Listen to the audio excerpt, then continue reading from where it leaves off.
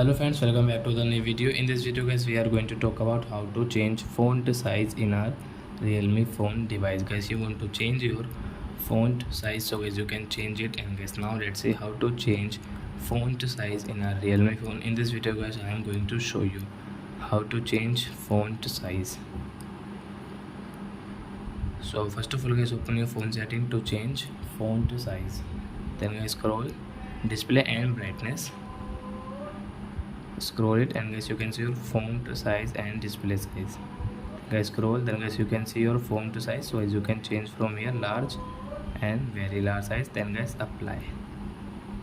So guys you can see guys, font size has changed in our Realme phone. So like that guys, you can change your font size in your Realme phone. So I hope friends you have understood how to change font size in Realme phone. So that's it guys, thanks for watching. Now we will meet on next video with new topic. Before going guys, please go and like my video, subscribe my channel. Bye bye friends.